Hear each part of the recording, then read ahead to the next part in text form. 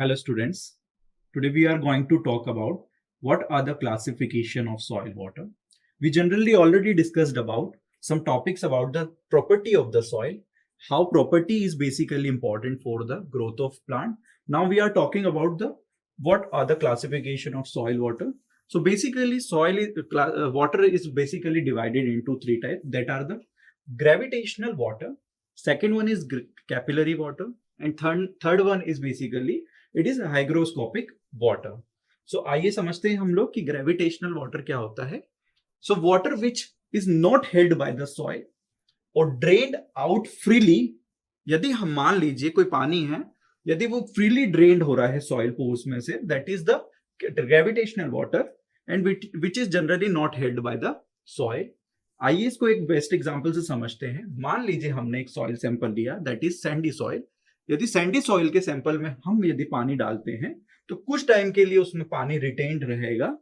कुछ टाइम बाद हम देखेंगे तो all the waters get drained out. So this water is basically classified as a gravitational water. और ये जनरली देखा गया है कि जो भी कोर्स ग्रेन्ड सॉइल होती है जिनमें हाई वॉल्यूम ऑफ पोर्स होते हैं, तो उसमें ये ग्रेविटेशनल वाटर जनरली देखा गया है, और which is generally not required for the plant growth.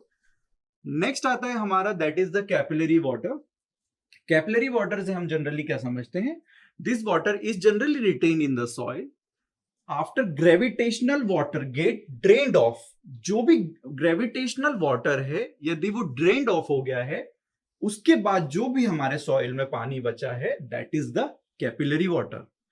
And generally this water is basically beneficial for the growth of plant. जो भी वाटर हमारा प्लांट एक्सट्रैक्ट करता है सॉइल में, this is generally capillary water. तो हमें सबसे पहले हमारा इंपॉर्टेंट क्या है प्लांट की ग्रोथ के लिए, that is the capillary water. So it is also known as basically available moisture या फिर अवेलेबल वाटर, और जिसे प्लांट इजिली एक्सट्रैक्ट कर पाता है. नेक्स्ट आता है हमारा, that is hygroscopic water. So hygroscopic water is basically हम क्या समझते हैं, यदि हम सॉइल के पार्टिकल्स को लेते हैं तो सॉइल के पार्टिकल पे जनरली क्या होता है, वाटर के कारण एक thin film of water generate हो जाती है. उस थिन फिल्म ऑफ वाटर को हम लोग क्या बोलते हैं, दैट इज हाइग्रोस्कोपिक वाटर. वो जनरली क्या होता है, पार्टिकल के सरफेस पे वाटर होता है, and this is known as the hygroscopic water. It is basically cannot be removed easily in the soil. यदि हम देखें तो ये वाटर क्या है, जनरली रिमूव्ड नहीं होता सॉइल में. इसे हमें रिमूव करना है तो हमें सॉइल को क्या करना पड़ेगा, हाई टेम्परेचर देना पड़ेगा, और ये पानी हम इजिली रिमूव कर सकते हैं. If we are talking about plant use, तो इससे इस पानी को क्या करता है, generally plant not available, this water is generally not available for the plant roots. So basically plant इसके ग्रोथ के लिए हाइग्रोस्कोपिक पानी नहीं लेता है. So generally we are talking about some water which is first is gravitational water which is generally drained off water. हम एक easy word में पढ़ें तो कैपिलरी वाटर, जो कि ड्रेन्ड ऑफ होने के बाद यदि जो पानी बचा हुआ है, that is the capillary water. Hygroscopic water basically क्या होता है, सरफेस के ऊपर जो पार्टिकल होते हैं उसके सरफेस पे थिन फिल्म की तरह एक्ट करते हैं, विच is generally not required for the plant growth. यदि हम देखें तो सॉइल की कंडीशन में यदि हम देखते हैं तो दैट इज द सॉइल, और इसे हम डायग्राम से समझेंगे, that is the soil which is known as saturated soil. This is known as saturated soil. यदि हम बात करें सॉइल के पार्टिकल्स की, that is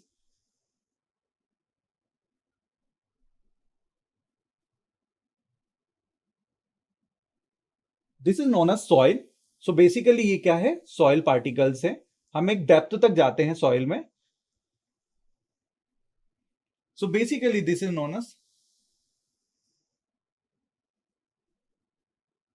water holding capacity, that is basically यहां पर देखें, this is known as soil moisture.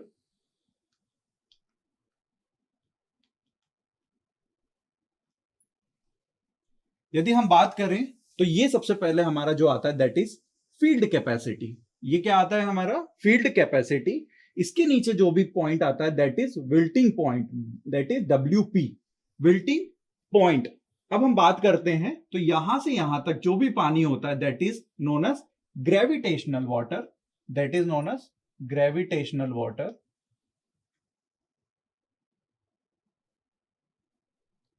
और यदि हम यहां से यहां तक के पानी की बात करते हैं that is known as field capacity से विल्टिंग पॉइंट का, तो यहां से यहां तक बात करें तो that is the capillary water, capillary water. और यदि हम विल्टिंग पॉइंट से नीचे जाते हैं दैट इज नोन एज, ये क्या आता है हमारा, that is known as hygroscopic water, hygroscopic water. यदि हम इसे पानी की भाषा में बोलें तो that is superfluous, superfluous, FLOWOUS, फ्लोअस वाटर। और जनरली क्या होता है, ये सुपर फ्लोज होता है, दैट इज जनरली ये क्या होता है, डीप साइड परकुलेट हो जाता है इजिली, इसीलिए हम लोग इसे क्या बोलते हैं, सुपर फ्लोज वाटर। एंड इसके नीचे जो भी होता है that is the available moisture, available moisture.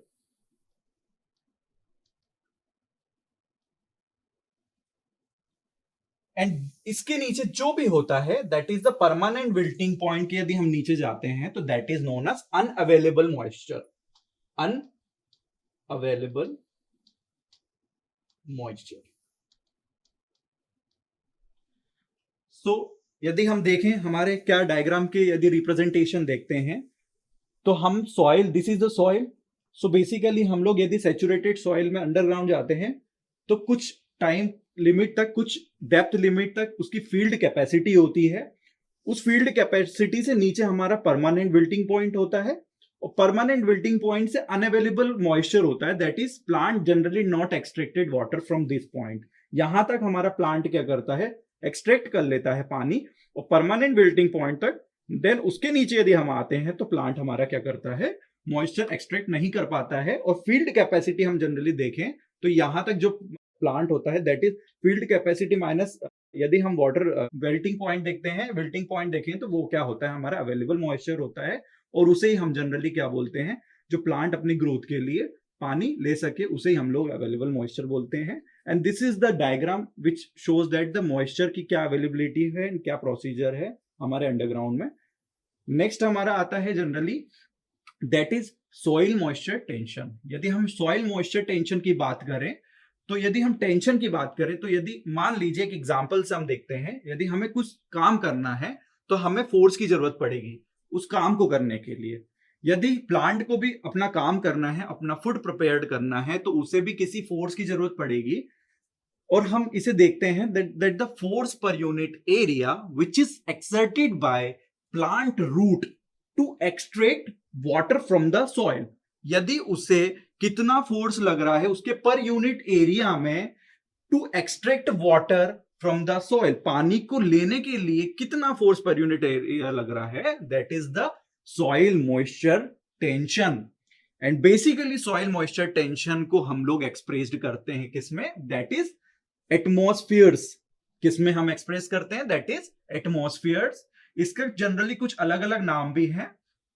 First is basically capillary potential, second one is basically soil pull, third one is basically force of suction, and fourth one is basically capillary tension.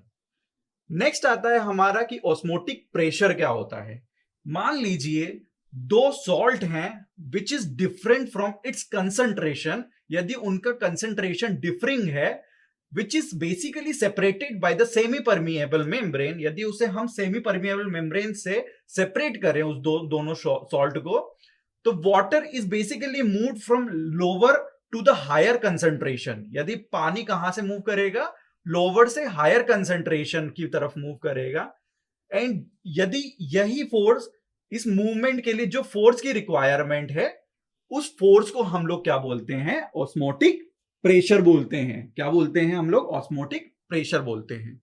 चलिए next हमारा आता है कि what do you mean by soil moisture, soil moisture stresses. So generally soil moisture stresses is what, it is the summation of soil moisture tension and the osmotic pressure.